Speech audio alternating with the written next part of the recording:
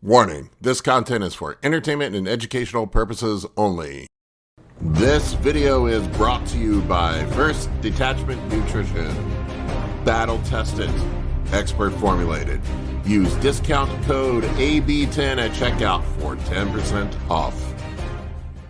All right, bros, it's Big Paul with another contest prep update. I'm 4 weeks out from Masters Nationals 2024 in Pittsburgh, PA. Getting down to the final stretch of prep here. Almost there. I got a little bit more to do. Got a little more fat to burn off. Get a little bit of fat left on my low back. We'll show you that's being stubborn. Been eating a ton of food. It's been a pretty easy prep so far. I think I might have to mash the gas pedal down here the next couple of weeks. We'll see what Justin wants me to do. But further along than I was last year. I'm bigger, fuller. Things are coming together pretty nicely. I'm very happy about where I'm at. And we'll dig into all of that. All my information. We'll go through my cycle, my nutrition, my training, how I'm feeling. We'll dig into all that in just 1 second.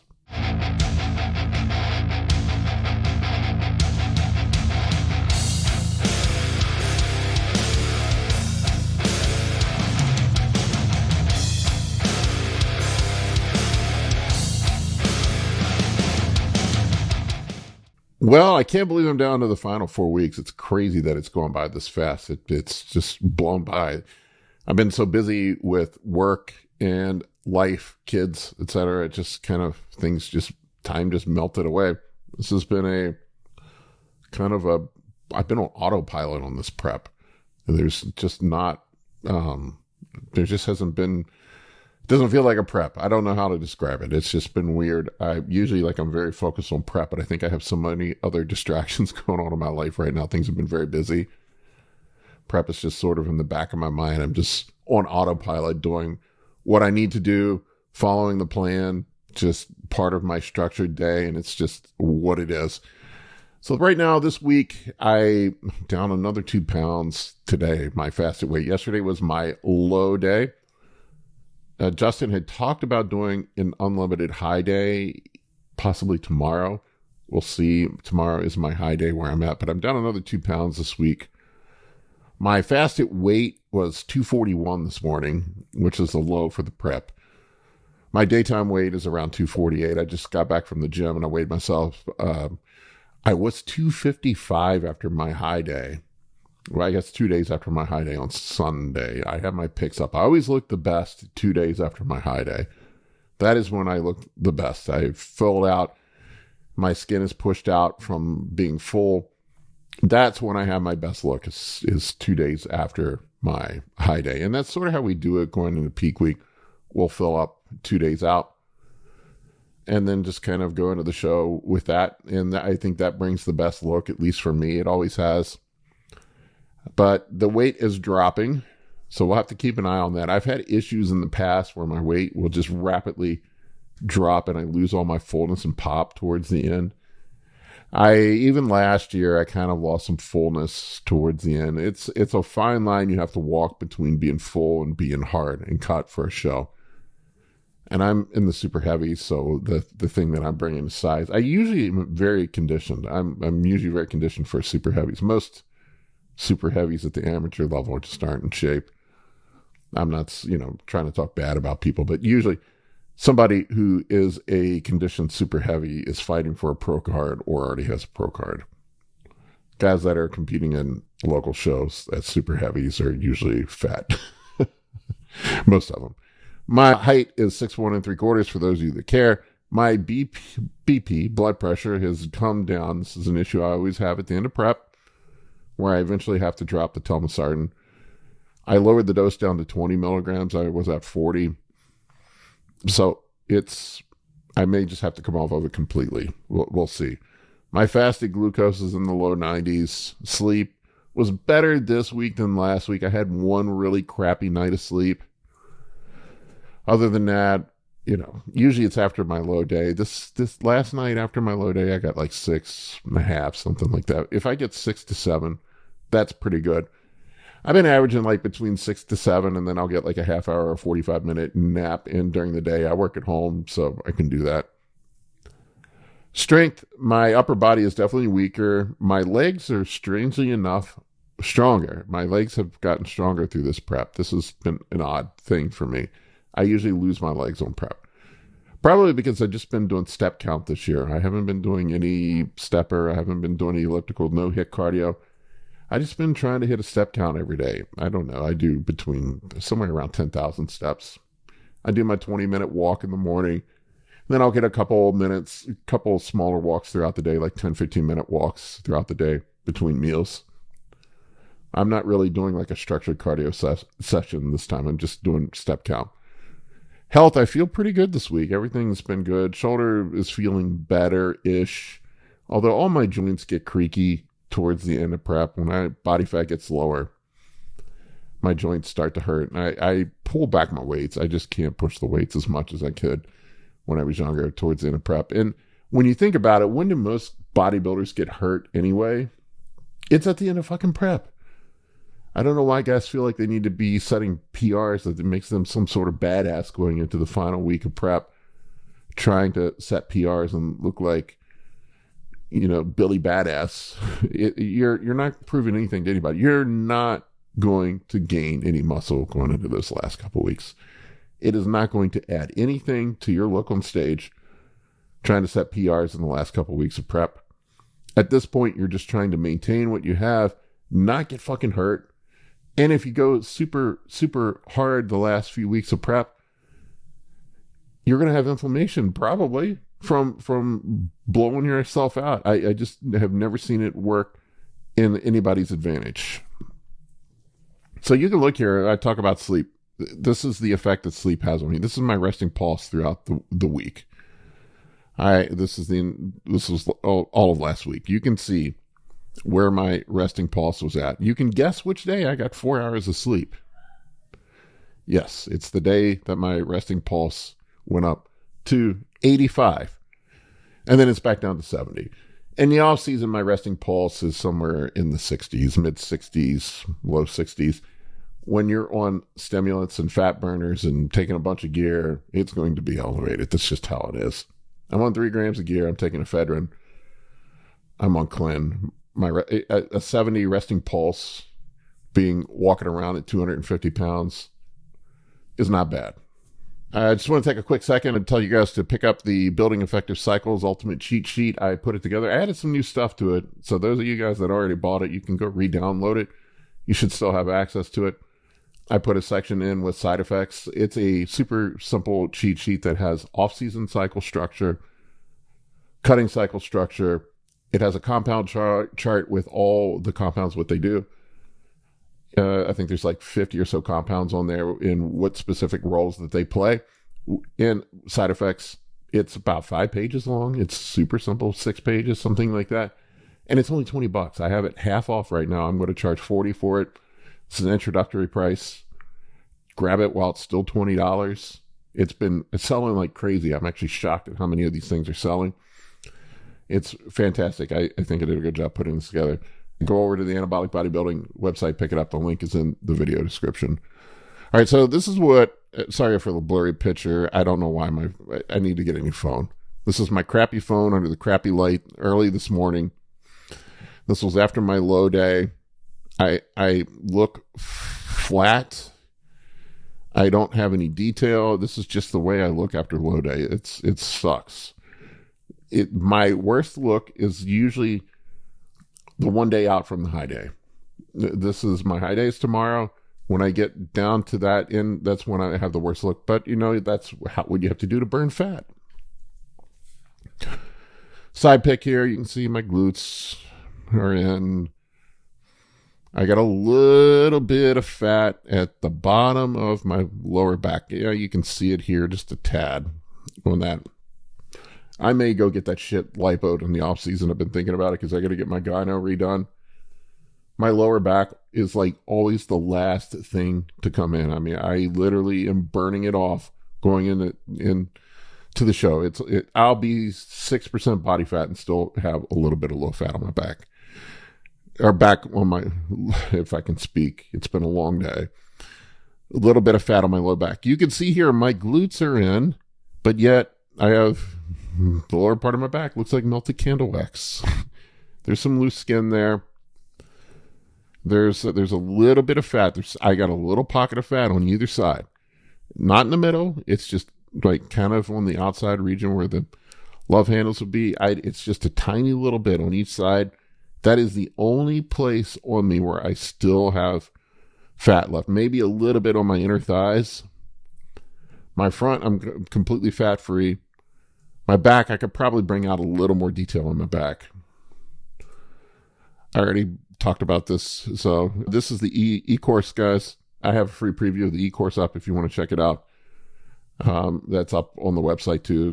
There's a link to it. So if you want to check out the Anabolics e-course, I broke it up into payment plans now too. So I think it's 5 payments of like $80 or $90. I don't remember what it was, but if you want to, because people were complaining about the price being too high. So I made it, it's a full year of access. Kurt and I just did our first live Q&A. We're doing weekly live Q&As. I put a sample of it up actually on YouTube today, and there's a free sample of it up on the trial of the course, so you can go check it out. This is my after my high day. This is what I talked about. When I look my best 2 days after the high day, this is what I look like 2 days after the high day compared to this morning.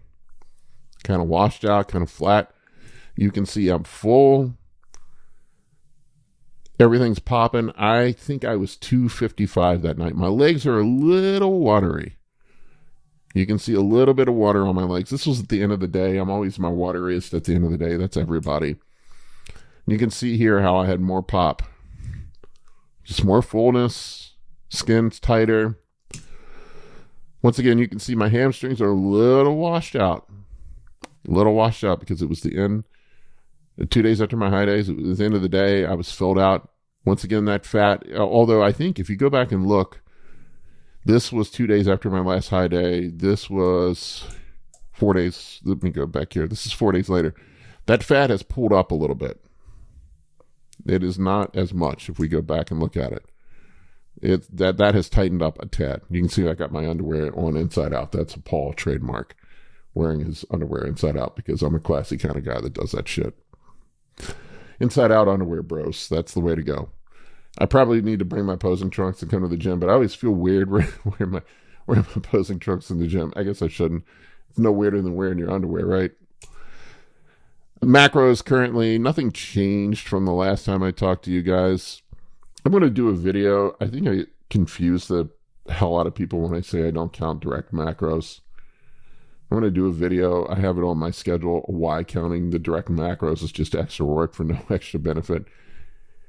Indirect macros, sorry. If you want to count the trace fats from your chicken breast, if you want to count the trace protein from your rice, go right ahead and do it. That's fine. It's not hurting anything. Guys I think they get offended when they say that you don't need to do it. I get ripped. I don't count trace macros.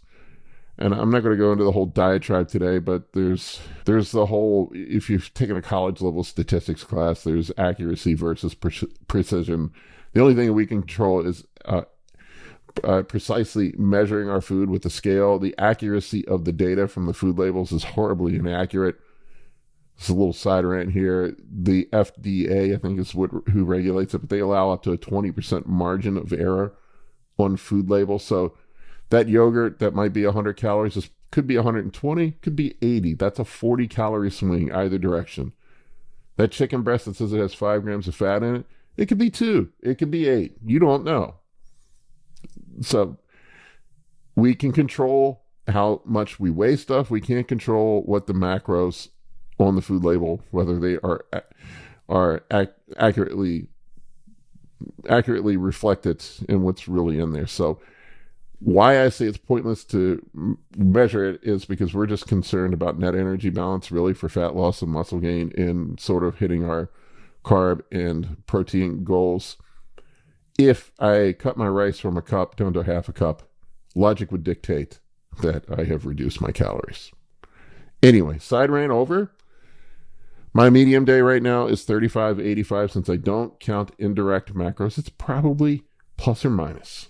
It could be 3,300. It could be 3,800, but it's somewhere in that ballpark.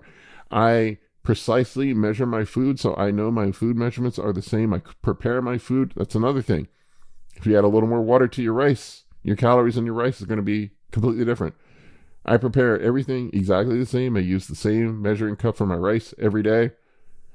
I use the same scale. I cook my meats and everything with the same method, so nothing is inconsistent. I precisely do everything that I can control precision on.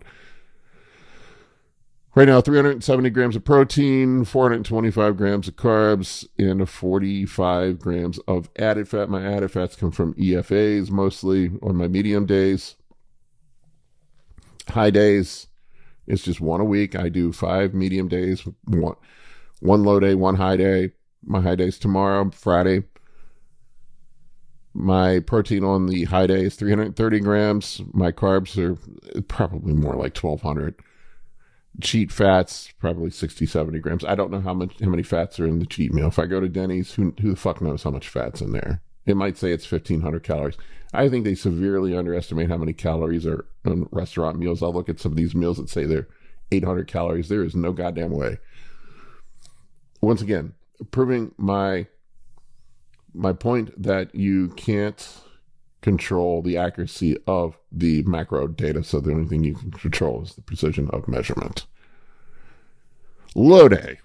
My low day is around 3,000 calories, plus or minus a bit, 360 grams of protein, 200 grams of carbs, 84 grams of added fat.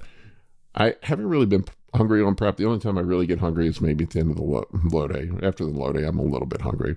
I actually kind of like being a little hungry. I know people, I don't know. I shouldn't complain about my diet. My contest prep diet is probably what most people bulk on. Current PEDs, nothing's changed here. A gram of test, a gram of Primo, a gram of Masteron a week. I take it every day. Estrogen management, 25 milligrams of exemestane every other day. That will be ramping up the last 2, maybe 3 weeks. I may go ahead and I may switch it out for Arimidex and start upping the dose so I can get myself hardened up. I hate crushing my estrogen because then training sucks. My joints feel awful. Training sucks, but they're going to feel awful when Winstrol goes in. I have not, to this point, put any orals in my cycle. I'm 4 weeks out, 0 orals. I think there were a couple days I took a little bit of Anavar pre-workout just to help with some drive on my workout.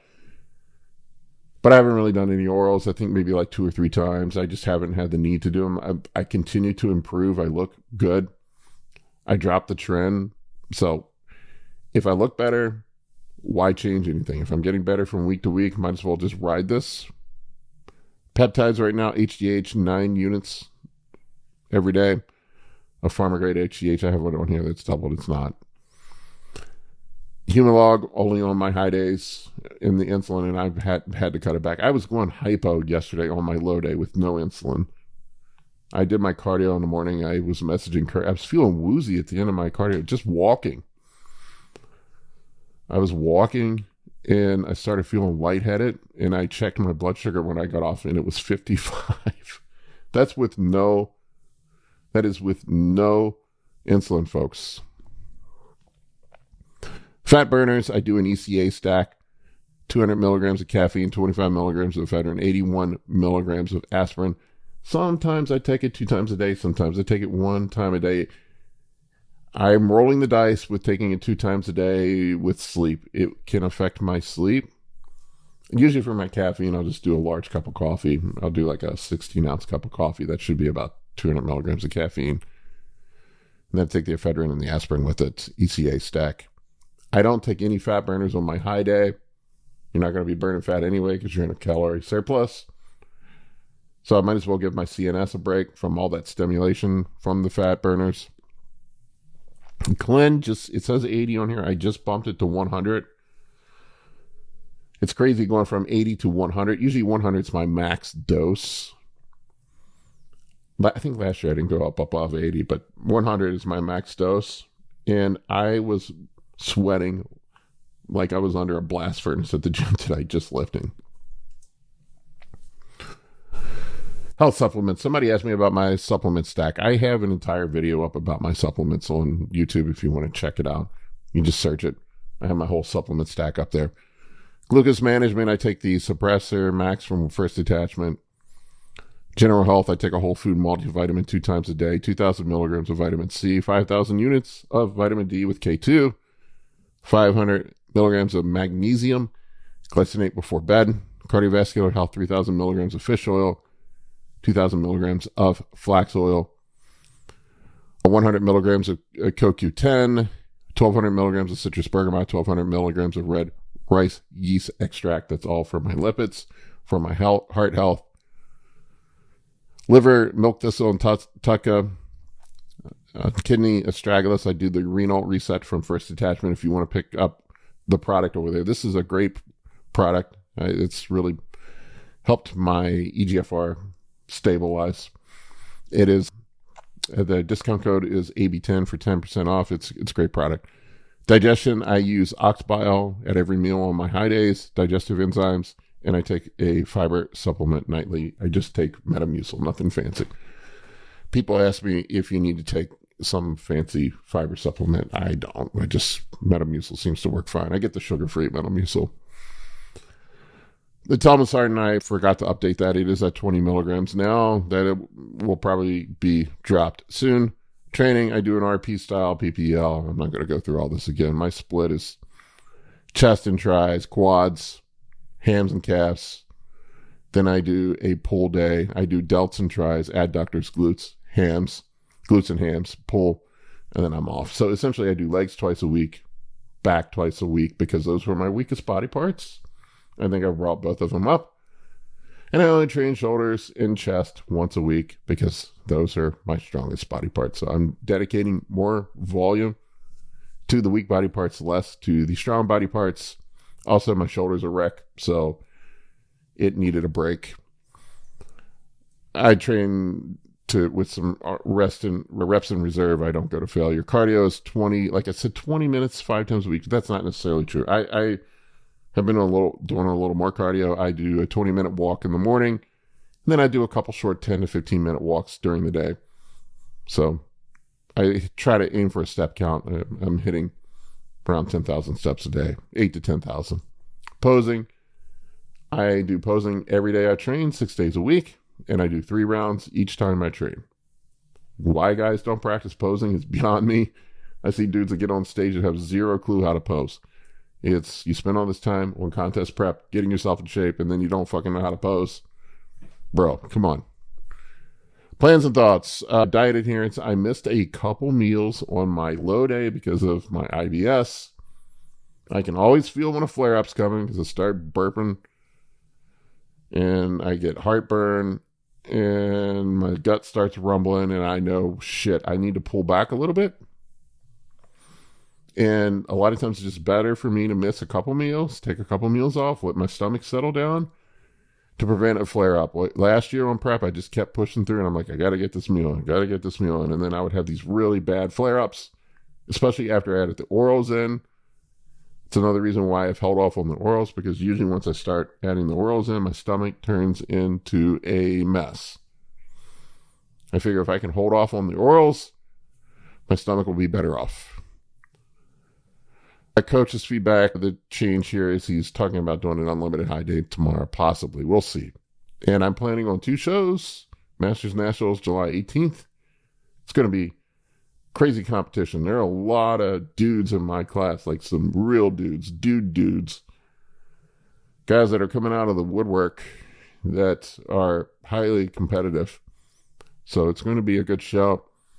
There are going to be some really quality competitors there. This is going to be the most competitive show I've ever been in. So I don't know what to expect. Well, the way I look at shows, I don't care how I place. Of course, I would like to place well. Who doesn't? Everybody that gets on stage thinks they should win. But I'm realistic. The journey is for myself. I just try to go out there, be the best version of me I can be. And whatever happens, happens. I can't control what the judges think. I can't control who shows up. I can't control who's better than me.